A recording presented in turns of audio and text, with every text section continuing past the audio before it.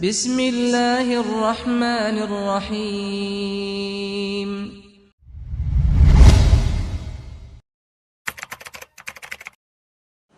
Bismillahirrahmanirrahim. Assalamualaikum warahmatullahi wabarakatuh.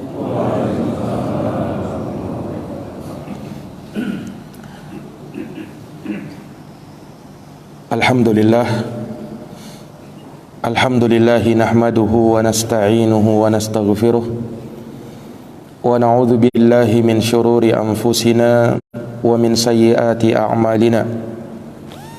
May yahdihillahu fala mudilla lahu wa may yudlilhu fala hadiya lahu.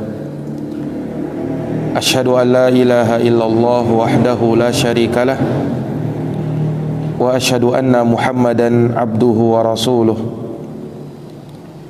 Ya ayyuhalladzina amanu taqullaha haqqa tuqatih wa la tamutunna illa wa antum muslimun. Ya ayyuhan nasu taqu rabbakumul ladzi khalaqakum min nafsin wahidah wa khalaqa minha zawjaha wa batha minhuma rijalan katsiran wa nisaa'a wattaqullaha alladzi tasaaluna bihi wal arham innallaha kana 'alaikum raqiba. Ya ayyuhalladzina amanu taqullaha wa qulu qawlan sadida yuslih lakum a'malakum wa yaghfir lakum dhunubakum wa man yuti'illaha wa rasulahu faqad faza fawzan 'azima. Amma ba'd, fa inna asdaqal hadithi kitabullah wa khairal huda huda Muhammadin sallallahu alaihi wa ala alihi wa sahbihi wa sallam. Wa syarrul umuri muhdatsatuha fa inna kulla muhdatsatin bid'atun wa kulla bid'atin dhalalatun wa kulla dhalalatin finnar. A'azani Allahu wa iyyakum minan nar. Amma ba'd, ma'asyiral muslimin, bapak-bapak, saudara-saudara sekalian, jamaah Masjid Al-Ijtihad yang dirahmati dan dimuliakan oleh Allah. Alhamdulillah, alhamdulillahi bi ni'matihi tatimmus shalihat. Segala puji hanya bagi Allah yang dengan segala nikmat-nikmatnya tertunai segala amal-amal kebajikan. Salawat dan salam semoga tercurah limpahkan kepada junjungan kita Nabi Agung, Nabi yang mulia, Nabi besar Muhammad sallallahu alaihi wasallam, kepada keluarga, para sahabat, dan mereka yang senantiasa meniti jalannya sampai hari kiamat. Para hadirin yang dirahmati dan dimuliakan oleh Allah, pada kesempatan subuh hari ini, seperti biasanya pembahasan kita terkait dengan hadits-hadits Rasulullah sallallahu alaihi wasallam. Yang kita ketahui bersama, hadis merupakan sumber hukum Islam yang kedua setelah Al-Qur'anul Karim, di mana hadits-hadits Rasulullah menjadi pedoman kita di dalam menetapkan hukum-hukum Islam. Al-Qur'anul Karim kebanyakannya bersifat global, dirinci, dijelaskan, dipaparkan di dalam hadits-hadits Rasulullah sallallahu alaihi wasallam.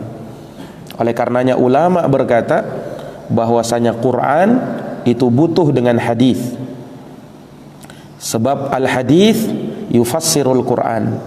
Hadits itulah yang menafsirkan Al-Qur'anul Karim.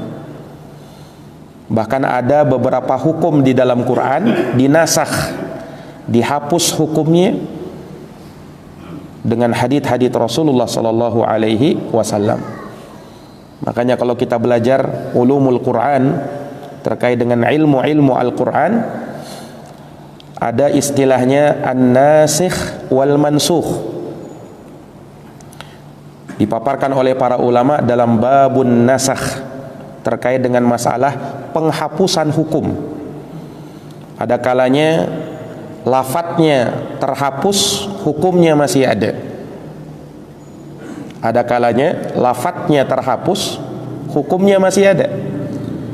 Dicontohkan oleh para ulama seperti ayatul rajam, ayat tentang hukum rajam. Bagi laki-laki dan perempuan yang sudah menikah lantas dia berzina, di dalam Islam hukumnya dirajam. Hukumnya dirajam. Nah, ini dulunya ada dalam Quran, lafadznya ada. Tetapi kemudian sudah dinasakh. Namun hukumnya tetap berlaku. Yang terhapus itu firman Allah, wasyaikhu wasyaikhatu idza zanaya farjumuhuma. Dan laki-laki dan perempuan yang sudah menikah lantas dia berzina, maka rajamlah kedua-duanya, kata Nabi, kata Allah Subhanahu wa taala. Ini dulu ayat. Kemudian dihapus hukumnya, sudah mansukh. Yang dimansukh lafadznya saja. Adapun hukumnya tetap berlaku. Makanya Rasulullah tetap merajam. Para sahabat setelahnya tetap menetapkan hukum rajam. Lafadznya terhapus, hukumnya masih ada. Nah, ini para jamaah yang dirahmati dan dimuliakan oleh Allah Subhanahu wa taala. Ada kalanya sebaliknya. Yang terhapus itu hukumnya, walaupun lafadznya masih ada. Yang terhapus itu hukumnya, walaupun lafadznya masih ada. Nah, ini banyak contohnya. Dicontohkan oleh para ulama seperti ayatul musabarah. Demikian pula terkait dengan masalah puasa. Dahulu puasa itu, puasa Ramadan, di awal-awal diwajibkannya ada pilihan, Pak. Boleh kita berpuasa, boleh juga berbuka, tetapi bayar fidyah. Ini berlaku untuk semua umat Islam. Dahulu, awal-awal. Kemudian hukum itu dihapus. Kenapa? Ya, itu berlaku untuk kalau orang kaya, mungkin dia akan memilih untuk apa? Bayar fidyah saja, tidak usah puasa. Karena ada pilihan. Tetapi ketika turun firman Allah Subhanahu wa taala terkait dengan puasa itu, di mana Allah Subhanahu wa taala mewajibkan faman syahida minkumus syahra falyasum. Barang siapa di antara kalian yang menyaksikan bulan Ramadan, maka tidak ada pilihan lagi. Falyasum, wajib bagi dia untuk berpuasa. Ini jamaah yang dirahmati oleh Allah.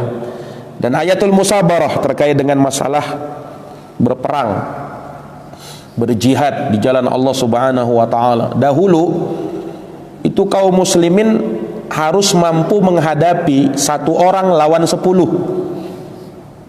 dalam jihad. Oh, ini kan berat betul, ini dirasakan oleh sebagian sahabat. Kemudian hukum itu dihapus. Wa alima anna fikum dha'afa. Allah tahu bahwa kalian itu lemah. Maka Allah Subhanahu wa taala ganti hukumnya 1:2. 1:2. Kalau ada 100 mi'ah, maka mampu mengalahkan mi'atain, mampu mengalahkan 200. Kalau ada 1000, mampu mengalahkan 2000. 1:2. Ini para hadirin yang dirahmati dan dimuliakan oleh Allah Subhanahu wa taala. Nah, di dalam hukum nasikh dan mansukh itu terkadang Quran dinasakh hukumnya oleh hadits-hadits Rasulullah sallallahu alaihi wasallam. Dan itu sangat banyak contoh-contohnya kalau kita pelajari dalam pembahasan ilmu usulul fiqh, terkait dengan pembahasan usul di dalam fikih. Para hadirin yang dirahmati dan dimuliakan oleh Allah, hadits yang akan kita bacakan pada kesempatan subuh hari ini hadis yang mulia, hadis yang agung, yang termasuk jawami'ul kalim, yaitu hadis-hadis yang ringkas tetapi mengandung makna yang sangat luas. Itu namanya jawami'ul kalim. Rasulullah diberikan hal yang demikian. Kata Rasulullah, bu'istu bil jawami'il kalim. Aku diutus oleh Allah dengan kalimat-kalimat yang jawami, ringkas dia, tetapi maknanya sangat luas. Makanya kalau kita lihat hadisnya Rasulullah, satu hadis itu dipaparkan, dijelaskan oleh para ulama panjang lebar. Saking dalamnya hadisnya Rasulullah itu, mengandung makna-makna yang sangat luar biasa. Dikarang, disyarah, dijelaskan, dipaparkan dari satu hadis saja.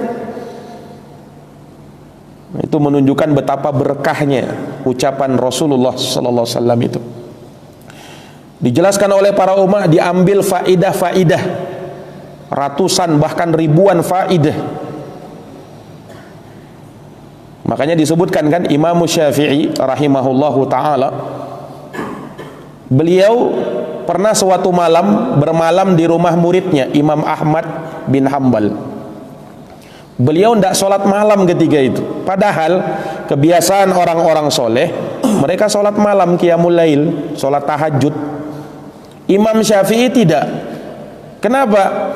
Beliau pada malam itu melakukan sesuatu yang beliau anggap lebih afdol dari qiyamul lail. Apa itu? Memecahkan satu hadis, mengambil ratusan faidah dari satu hadisnya Nabi sallallahu alaihi wasallam. Hadis ringkas. Hadis yang berbunyi ketika Nabi SAW melihat ada sahabat kecil, masih anak-anak, yang ketika itu hewan peliharaannya mati. Dia punya burung peliharaan, dia kasih namanya Nughair. Nama sahabat kecil ini Abu Umair. Ketika Nabi lewat, si Abu Umair ini sedang menangis. Kenapa? Burungnya mati. Burung peliharaannya itu mati. Maka ketika Nabi lewat, Nabi ingin hibur dia. Kata Nabi sallallahu alaihi wasallam, "Ya Aba Umair, ma fa'alan Nughair?" Wahai Aba Umair, ada apa? Apa yang terjadi pada si Nughair burungmu itu? Ini hadisnya ringkas, hanya itu saja. Imam Syafi'i berhasil memecahkan sekitar 100 faidah yang beliau petik dari hadis itu. Bayangkan, kalau kita pikir apa itu yang disebutkan oleh Imam Syafi'i, 100 faidah cuman dari ucapan ya Aba Umair ma fa'alan Nughair. Wahai Abu Umair, apa yang dilakukan oleh burung kecilmu si Nughair itu? Apa faidahnya itu yang dipetik oleh Imam Syafi'i sampai 100 faidah? Sampai beliau begadang, tidak tidur, tidak sholat malam pada waktu itu, karena beliau menganggap bahwa ini yang lebih utama. Karena apa? Kalau sholat malam itu kan tentu bukan ibadah yang tidak utama, utama juga, tetapi faidahnya ya terbatas untuk diri beliau. Beda kalau beliau memecahkan ilmu yang faedahnya untuk beliau dan untuk orang lain, dan itu lebih utama. Ini jamaah yang dirahmati dan dimuliakan oleh Allah Subhanahu wa taala. Nah, hadis yang kita bacakan, yang akan kita paparkan pada subuh hari ini juga hadis terbilang hadis yang ringkas. Diterima dari sahabat Abu Hurairah radhiyallahu an, ahfadzus sahabah, sahabat yang paling banyak meriwayatkan hadis secara mutlak. Tidak ada sahabat Nabi yang paling banyak meriwayatkan hadis melebihi sahabat Abu Hurairah. Kalau kita cek hadisnya sahabat Abu Bakar, Umar, Utsman, Ali, Thalhah bin Ubaidillah, Az-Zubair ibnul Awwam, Abdurrahman bin Auf, 10 orang sahabat yang dijanji masuk surga itu. Naam, hadits-haditsnya tidak seperti hadits Abu Hurairah. Yang hadits Abu Hurairah itu sangat banyak. Padahal masa bersahabat beliau sangat singkat. Masa bersahabatnya Abu Hurairah itu sangat singkat. Tapi bersamaan dengan itu, karena beliau ini selalu bersama Nabi, selalu menemani Nabi, kemanapun Nabi ada, di situ ada Abu Hurairah. Sampai Abu Hurairah ini seringkali menahan lapar. karena tidak mau sekali ketinggalan majelisnya Rasulullah. Seringkali Abu Hurairah itu Pak ngikat batu di perutnya supaya menahan lapar. Beliau ingin bermajelis dengan Nabi, tidak mau terlewat satupun majelisnya Nabi. Sampai begitu beliau. Tapi subhanallah, usaha beliau seperti itu membuahkan hasil. Sampai sekarang ya, kita bisa menikmatinya. Sudah 1400 tahun yang lalu Abu Hurairah radhiyallahu anhu mengusahakan haditsnya Nabi SAW, sampai pada hari ini, sampai pada detik ini nama beliau harum, dikenal oleh kaum muslimin, didoakan lagi. Setiap kali disebut nama Abu Hurairah, kita doakan radhiyallahu an, semoga Allah meridhai beliau. Itu adab kita ketika disebut nama sahabat, maka doakan dia dengan radhiyallahu an. Karena Allah Subhanahu wa taala yang memberikan rekomendasi, memberikan tazkiyah untuk para sahabat. Radhiyallahu anhum wa radu an. Allah ridho sama mereka dan mereka pun ridho kepada Allah, yaitu para sahabat Muhajirin dan Al-Ansar. Dan ini untuk yang membedakan antara ahlus sunnah sunni, seorang yang berada di atas jalannya Rasulullah sallallahu alaihi wasallam, dengan Syiah. Kalau Syiah tidak mau Pak mengakui sahabat-sahabat Nabi. Termasuk yang dibenci oleh orang-orang Syiah adalah Abu Hurairah. Kenapa? Karena Abu Hurairah banyak meriwayatkan hadis yang menyingkap kesesatan-kesesatan orang Syiah. Abu Hurairah itu, makanya paling dibenci sahabat Abu Hurairah ini sama orang-orang Syiah, karena menyingkap kesesatan akidah mereka. Ini jamaah yang dirahmati oleh Allah. Tapi ahlus sunnah wal jamaah, mereka mendoakan kemuliaan, keridhaan untuk sahabat mulia Abu Hurairah. Namanya Abdurrahman bin Sakhar Ad-Dausi. Dulunya sebelum masuk Islam namanya Abdus Syams, hamba matahari. Itu nama Abu Hurairah dulu. Ketika masuk Islam diganti oleh Nabi menjadi Abdurrahman. Para hadirin yang dirahmati dan dimuliakan oleh Allah, salah satu hadits yang diriwayatkan oleh sahabat Abu Hurairah adalah hadits yang kita bacakan subuh ini, yaitu sabda Nabi sallallahu alaihi wasallam, min husnil islamil mar'i tarkuhu ma la ya'nihi. Hadisnya pendek. Min husni islamil mar'i tarkuhu ma la ya'nihi. Termasuk dari tanda baiknya Islam seseorang adalah tatkala dia meninggalkan apa-apa yang tidak ada manfaatnya. Termasuk dari tanda baiknya Islam seseorang adalah meninggalkan hal-hal yang tak ada manfaatnya, yang tak ada faedahnya, yang sia-sia, ditinggalkan. Itu tanda Islammu baik. Jamaah yang dirahmati dan dimuliakan oleh Allah,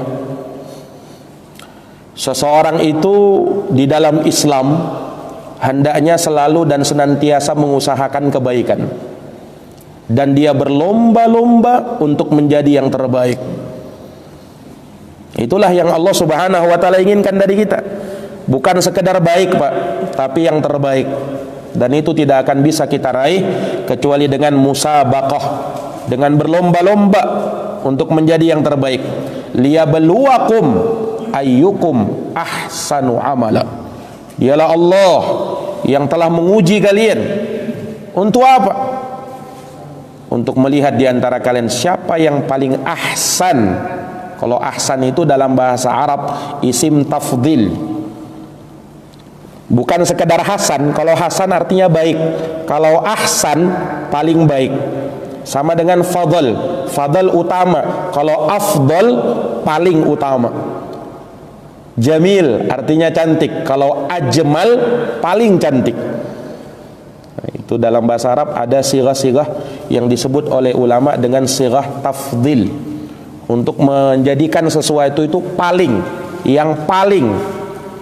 Nah, sama di situ dalam ayat, liyabluwakum, untuk menguji kalian, ayyukum ahsanu amala, siapa di antara kalian yang paling ahsan, yang paling baik amalnya. Nah, ini menuntut kita untuk berlomba-lomba di dalam kebaikan. Maka terlalu banyak ayat, fastabiqul khairat, berlomba-lombalah dalam kebaikan. Wasari'u ila maghfiratin min rabbikum wa jannatin 'arduhas samawati wal ard uiddat lil muttaqin. Bersegeralah, bercepat-cepatlah, jangan santai-santai. Bercepat-cepatlah, kata Allah. Sari'u, kepada ampunan Allah Subhanahu wa taala dan kepada surga yang luasnya seluas langit dan bumi. Jangankan kita, para nabi saja berlomba-lomba. Ulaika yusari'una fil khairat wa hum laha sabiqun, kata Allah mensifati para nabi dan para rasul. Mereka itu adalah orang-orang yusari'una fil khairat, bersegera, berlomba-lomba, bercepat-cepat di dalam kebaikan, dan mereka ingin menjadi yang terdepan. Para nabi dan para rasul alaihimus salatu wassalam. Ini para jamaah yang dirahmati dan dimuliakan oleh Allah. Dan kita mengusahakan kebaikan di dalam Islam kita. Kenapa? Islam itu agama yang menyelamatkan, ya kan? Makanya dari kata salima yaslamu, artinya selamat. Aslama, orang yang masuk Islam, berarti orang yang masuk dalam keselamatan. Jamaah yang dirahmati oleh Allah Subhanahu wa taala, orang yang berada di atas Islam ada jaminan keselamatan. Tetapi jaminan keselamatan itu ada yang bersifat mutlak, ada yang bersifat muqayyad. Yang bersifat mutlak apa? Ketika dia masuk dalam Islam, baik keislamannya, maka diberikan keselamatan mutlak. Artinya apa? Dia akan langsung masuk ke dalam surga setelah nanti dia meninggal dunia, masuk ke alam kubur, kemudian ditegakkan kiamat, maka jaminannya surga. Orang yang baik Islamnya. Tapi kalau dia masuk Islam namun buruk keislamannya, ada jaminan keselamatan? Ada, tetapi muqayyad. Muqayyad apa? Terikat. Masuk Islamnya bisa, masuk surganya bisa jadi bukan di awal. Karena orang Islam itu pasti ujung-ujungnya akan masuk surga, Pak. Itu keistimewaan umat Islam. Ujung-ujungnya, seberapapun bejatnya, jahatnya, tapi kalau kau masih Islam, jaminan surga tetap ada. Tetapi bersifat muqayyad, terikat. Nah, sehingga sebelum kau masuk surga nanti bisa jadi kau disiksa dulu, dibersihkan dulu, ya, dimasukkan dulu ke dalam neraka. Nanti kalau sudah bersih, baru terakhir masuk surga. Nah, ini jamaah yang dirahmati oleh Allah. Tapi jangan diremehkan ya. Ada sebagian orang berpikir, wah, orang Islam kan Ustadz ujung-ujungnya juga masuk surga. Nah, masalah kita mampir dulu di neraka. Ini orang belum kenal neraka, belum tahu dia neraka itu. Kalau dia sudah tahu neraka, tidak akan mungkin berucap begitu. Dia pikir neraka itu disiksa cuma ditempeleng aja, baru setelahnya ya sudah keluar dari neraka masuk surga. Ya kalau cuman begitu, mungkin semua orang mau, nah, ndak usah lagi beramal, cuman ditempeleng. Tapi ndak begitu, Pak. Siksaan neraka yang paling ringan itu dirasakan oleh orang yang pakai sendal dari api neraka. Ketika dipakai, kepalanya sudah mendidih, otaknya sudah mendidih. Itu paling ringan. Bagaimana caranya? Mau diremehkan siksa neraka? Di neraka itu satu hari bagaikan 1000 tahun. 3 hari aja kau disiksa, sudah 3000 tahun. Ini jamaah yang dirahmati dan dimuliakan oleh Allah. Panasnya api neraka itu 70 kali lipat dibandingkan panasnya api di dunia. Nah, api di dunia aja kita tidak tahan, bagaimana dengan api neraka? Jadi jangan sampai berpikir, wah, umat Islam juga ujung-ujungnya masuk surga, tidak masalah kita mampir di neraka. Nah, ini belum kenal neraka dia. Kalau dia kenal neraka, tidak akan berkata seperti itu. Nah, makanya kita harus mengusahakan yang terbaik di dalam Islam ini. Iya, jamaah yang dirahmati dan dimuliakan oleh Allah. Nabi SAW banyak banyak menyebutkan apa saja amalan-amalan yang menjadikan Islam kita baik. Bahkan secara umum semua amalan dalam Islam itu menjadikan Islam kita baik, ya kan? Semua amalan, semua ketaatan, semua ibadah itu akan menjadikan Islam kita lebih baik. Semakin orang itu taat, semakin orang itu bertakwa, semakin orang itu beramal, keislamannya semakin baik secara umum. Dan Nabi SAW memulai dari hal-hal yang kecil, termasuk hadits ini. Lihat, Nabi SAW bersabda apa? Min husni islamil mar'i tarkuhu ma la ya'nihi. Di antara tanda baiknya Islam seseorang adalah ketika dia meninggalkan hal-hal yang tak bermanfaat, hal-hal yang tak ada guna, hal-hal yang tak ada faidah. Orang kalau melakukan sesuatu yang tak berguna, sesuatu yang tak ada faidah, selama itu bukan dosa, maka dia tidak berdosa, ya kan? Tetapi ya, di dalam Islam hal-hal yang tak ada faedahnya, tak ada gunanya, kita disuruh tinggalkan. Kenapa? Ya, karena hal tersebut kadang bisa melalaikan kita dari ibadah yang menjadi tujuan kita diciptakan oleh Allah. Wa ma khalaqtul jinna wal insa illa liya'budun. Tidaklah aku ciptakan jin dan manusia kecuali agar untuk mereka beribadah kepadaku. Tujuan kita diciptakan. Kata ulama, kalau kau keluar dari tujuan ini, kau akan rusak. Tujuan kau di dunia ini ada itu untuk beribadah, kan? Kapan kau keluar dari tujuan ini, kau akan rusak. Ibaratnya pisau dapur yang digunakan ibu-ibu kita di rumah untuk motong bawang, motong sayur. Kira-kira bagaimana itu pisau kalau kita gunakan untuk motong besi? Kan akan rusak dia. Kenapa? Keluar dari dia diciptakan. Tujuan dia diciptakan apa? Keluar itu. Bukan itu untuk motong besi, bukan itu. Nah, karena dia keluar dari tujuan dia diciptakan, dia rusak. Sama manusia, Pak. Manusia diciptakan untuk ibadah. Kapan dia keluar dari tujuan itu, maka dia akan rusak atau bisa mengarah kepada yang rusak. Termasuk ketika dia melakukan sesuatu yang tak bermanfaat, tak ada faedahnya. Betul bukan dosa dia, tapi ketika hal tersebut tidak ada manfaatnya, tidak ada faedahnya, maka dia akan bisa mengantarkan kita kepada kerusakan. Walaupun dalam hal yang kecil dulu. Minimal apa? Minimal dia keluar dari tujuan dia diciptakan. Dia tidak beribadah di situ. Minimal itu. Subhanallah. Inilah Nabi memulai dari sesuatu yang kecil. Jamaah yang dirahmati oleh Allah. Nah, terus bagaimana Ustadz? Kita itu kan tidak mungkin bisa 24 jam dalam sehari semalam terus beribadah. Pastilah ada saat-saat, adalah waktu-waktu yang kita di situ tidak beribadah. Iya kan? Tidak mungkin kita itu 24 jam ibadah terus, tidak mungkin. Terus bagaimana? Sementara kita diciptakan untuk beribadah. Nah, syukur alhamdulillah Rasulullah sallallahu alaihi wasallam bersabda, innamal a'malu binniyat.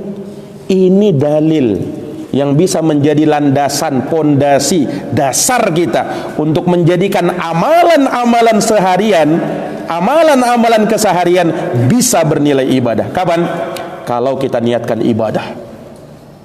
Jamaah yang dirahmati oleh Allah. Makanya orang yang cerdas bukan menjadikan ibadah itu kebiasaan, tapi menjadikan kebiasaan itu menjadi ibadah. Orang yang cerdas bukan menjadikan ibadah menjadi kebiasaan, tetapi menjadikan kebiasaan menjadi ibadah.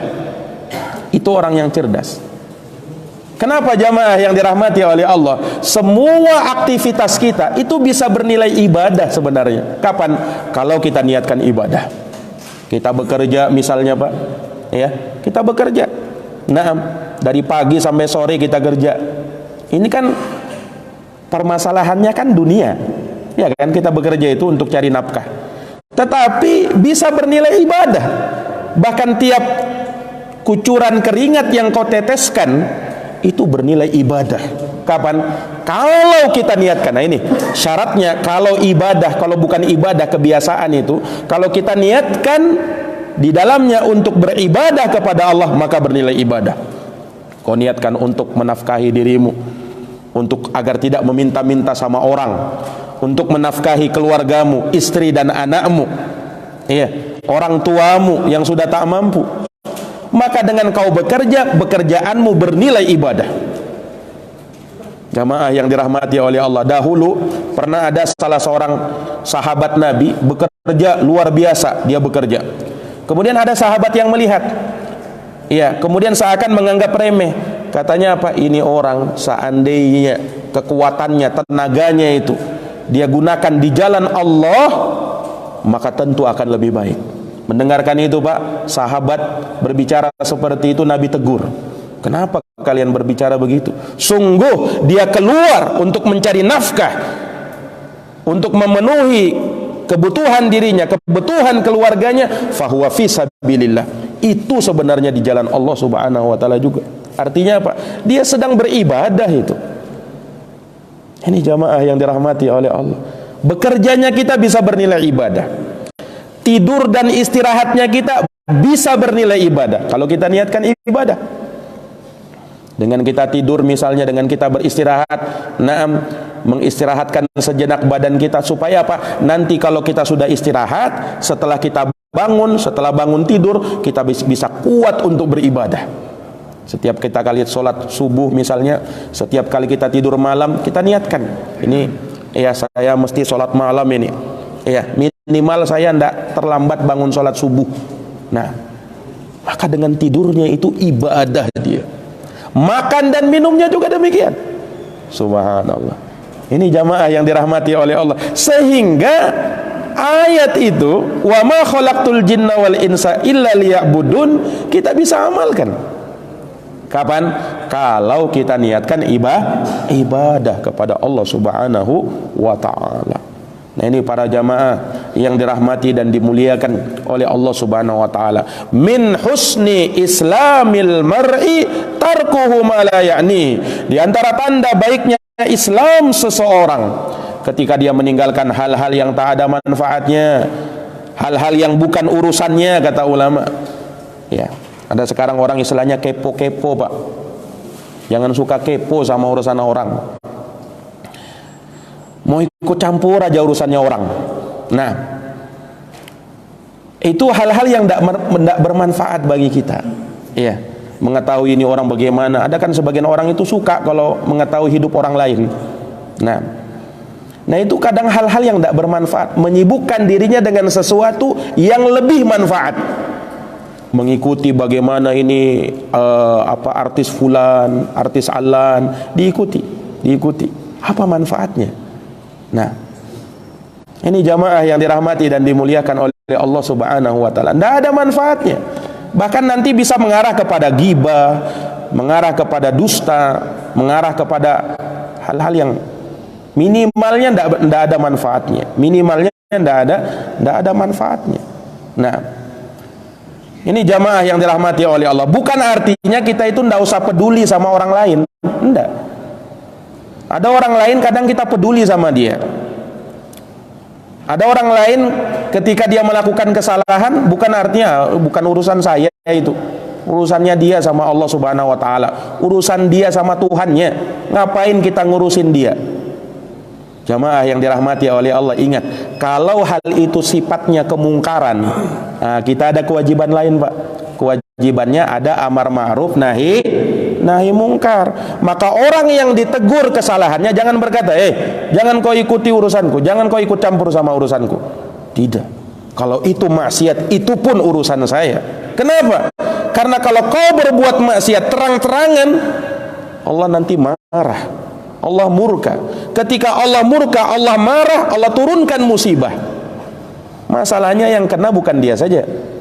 Kalau Allah turunkan musibah, semua kita kena. Yang melakukan kena, yang tak melakukan karena tak menegur bisa kena juga. Nah, ini jamaah sekalian yang dirahmati dan dimuliakan oleh Allah. Makanya Rasulullah SAW pernah bersabda, "Ma min abdin," tidaklah seorang hamba, yaf'alul ma'asi, dia melakukan perbuatan-perbuatan maksiat di hadapan manusia. Tapi manusia tidak mau menegurnya. Wahum qadiruna alaihi, padahal mereka mampu untuk menegurnya, tapi mereka tidak tegur.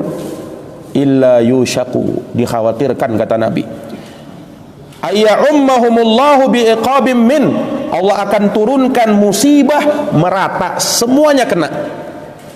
Yang bermaksiat kena, yang tak bermaksiat pun bisa kena. Ini masalahnya. Jadi kalau kau sembunyi-sembunyi melakukan maksiat, bukan urusan kita, urusan dia sama Allah. Tapi kalau sudah terang-terangan, ini kewajiban amar ma'ruf nahi mungkar di sini. Ini jamaah yang dirahmati dan dimuliakan oleh Allah Subhanahu wa taala. Maka tinggalkan hal-hal yang tak berguna, hal-hal yang sia-sia. Nah, di bulan Sya'ban ini, kita sekarang di bulan Sya'ban, Pak, ya. Bulan yang kata Nabi banyak orang lalai. Kenapa? Karena bulan Sya'ban itu bulan kejepit antara Rajab dengan Ramadan. Rajab orang tahu itu syahrul hurum, min ashhuril hurum, termasuk dari bulan-bulan terhormat, bulan Rajab. Ramadan sayyidus syuhur, dia penghulunya, pimpinannya semua bulan. Bulan yang paling utama bulan Ramadan. Sya'ban kejepit dia antara Rajab dengan Ramadan, bulan Sya'ban. Maka bulan Sya'ban karena dia bulan kejepit, sebentar lagi kita mau masuk Ramadan. Orang berpikir begini, Pak, mumpung Ramadan belum tiba, kita puas-puaskan aja dulu, gampang. Nanti kalau sudah Ramadan kita minta ampun sama Allah, gampang. Nanti Ramadan itu kan bulan rahmat, itqun minan nar, pembebasan dari api neraka. Nanti saja kita akhirkan tobatnya kita. Ini kita puas-puaskan dulu memang Sya'ban ini. Sebagian orang berpikir begitu, Pak. Inilah yang diingatkan oleh Nabi sallallahu alaihi wasallam. Sampai Nabi sallallahu alaihi wasallam memperbanyak puasa di bulan Sya'ban. Ditanya oleh sahabat, "Kenapa ya Rasul? Kau memperbanyak puasa di bulan Sya'ban?" Jawabnya Rasul ini, Pak. "Dzaka syahrun yaghfulun nasu anhu baina Rajab wa Ramadan." Itu adalah bulan Sya'ban itu adalah bulan di mana manusia banyak lalai terhadapnya. Disangkanya bulan Rajab, bulan Sya'ban itu tidak ada keutamaan. Itulah bulan yang terletak antara bulan Rajab dan bulan Ramadan. Dia tidak tahu, dia tidak kenal. Justru di bulan Sya'ban lah Nabi justru memperbanyak ibadahnya. Kenapa? Di saat manusia, Pak, banyak lalai di situ, tapi kita mampu gunakan untuk ibadah, maka justru ibadah di waktu orang lalai lebih utama. Makanya kenapa kata ulama, solat lail, qiyamul lail itu dijadikan sebagai solat yang paling utama setelah solat 5 waktu. Kan Nabi bersabda, afdalus solati ba'da seutama-utama solat ba'da solatil maktubah, setelah solat 5 waktu, solatul laili adalah solat lail. Kenapa, Pak? Itu di saat manusia banyak lalai, banyak tidur, banyak mimpi, kita mampu beribadah. Nah, ibadah di waktu itu jauh lebih utama. Mengapa doa masuk pasar yang diajarkan oleh Nabi, la ilaha illallah wahdahu la syarikalah, lahul mulku wa lahul hamdu yuhyi wa yumitu wa huwa hayyun la yamutu biyadihil khair wa huwa ala kulli syai'in qadir. Ini doa kalau kau ucapkan, kata Nabi, masuk pasar, kataballahu lahu alfa alfi hasanah, Allah akan tuliskan bagi kamu 1000 kali 1000 kebaikan. Berapa itu? 1 juta. 1 juta. Wa maha anhu alfa alfi sayyi'ah, lalu Allah hapuskan darimu 1 juta kejelekan. Loh, ini cuman masuk pasar. Dan keutamaan itu tidak disebutkan, Pak, kalau masuk masjid. Padahal mana yang lebih utama, masjid atau pasar? Ya jelas masjid lah. Nabi kan bersabda, afdalul biqa'i ilallah masajiduha, tempat yang paling utama di sisi Allah adalah masjid. Sementara tempat yang paling buruk adalah pasar. Tapi justru kalau kau masuk pasar mengucapkan doa itu, kau akan dapatkan keutamaan tadi. Kalau masuk masjid tidak seperti itu. Walaupun bukan artinya tidak ada keutamaan masuk masjid, ada. Tetapi keutamaannya tidak sama seperti masuk pasar, Pak. Kenapa? Karena kalau orang masuk masjid jelas niatnya. Tidak ada orang masuk masjid mau bunuh orang, mau berbuat maksiat, tidak ada. Tapi kalau ke pasar beda perkaranya. Minimal untuk dunia, minimal itu. Ini jamaah yang dirahmati oleh Allah. Maka di saat manusia banyak lalai, tapi kau mampu untuk beribadah, maka di saat itu ibadahmu utama. Sama Pak di bulan Sya'ban ini. Ketika banyak manusia lalai, tapi kita mampu hidupkan untuk beribadah, memperbanyak puasa, memperbanyak amalan sebagai persiapan untuk menyambut Ramadan, maka di situ keutamaannya jauh lebih utama. Ramadan itu bulan pemanasan. Bulan Sya'ban itu bulan pemanasan untuk kita masuk kepada intinya nanti bulan Ramadan. Mudah-mudahan Allah Subhanahu wa taala menyampaikan kita di bulan Ramadan. Allahumma ballighna Ramadan, ya Allah, sampaikan kami di bulan yang mulia, bulan suci Ramadan dalam keadaan sehat walafiat, sehingga kita mampu melakukan ibadah kepada Allah dengan optimal dan maksimal. Jazakumullah khairan katsiran atas perhatiannya. Mohon maaf atas segala kekurangannya. Kita akhiri dan kita tutup dengan doa kafaratul majlis. Subhanakallahumma wa bihamdika asyhadu an la ilaha illa anta astaghfiruka wa atubu ilaik. Subhana rabbika rabbil izzati amma yasifun wa salamun alal mursalin walhamdulillahi rabbil alamin. Wassalamu alaikum warahmatullahi wabarakatuh.